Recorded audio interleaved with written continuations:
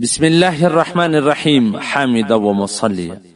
محترمینو، یو محترم ورور دا پوښتنه کړې ده چې روژه مبارک میاشت را روانه ده، په دغه میاشت کې دا په مسجدانو کې لمنځونه د سهار د راومخته کې چې څنګه اذان وسی 15 منټه پس بیا دی جمع دروي، بیا خلک ولاړ شي په کورونو کې بده سي. دا د شریعت پر وړاندې کې څنګه ده؟ محترمینو، زموږ په مذهب کې چې دا کم لمونځ په عام وختو کې ناوخته کیږي، د هغه مقصد دا دی چې خلک پکې ډیر شریک سي. نو کچيري په روژه مبارک میاشت کې خلک وختي شریکېدل ودی ته آسان وي، لکه د پښتمي سره بس فورن بعد کې اذان چې وسو بیا ژر جمع ودروي، په دا کې ډیر کسان شریکېدل سي. نو په دغه وخت بیا غوره بهتره اولاد.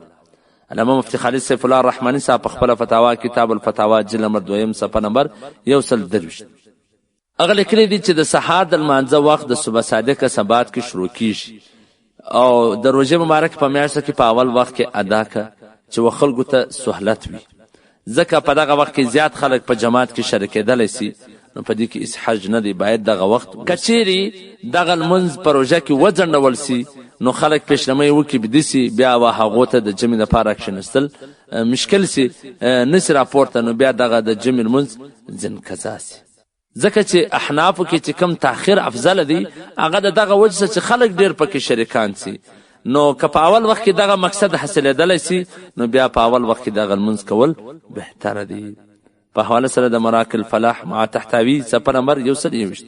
نو محترمینو، په اول وخت کې په روژه کې افضل دی، بهتره دی، ځکه په دغه وخت کې د ځوانان دا ټول په اسانۍ سره شرکت کې کولی سي. دا ځینې کسان مسجدانو کې وایي لمونځ د خلکو مطابق کوه، دلته د تابع خبره نه ده، ځکه دلته خو د سهولت خبره ده. زموږ مذهب دا دی چې په کم وخت کې خلک په اسانۍ سره په جمع کې شریکېدلی سي، هغه وخت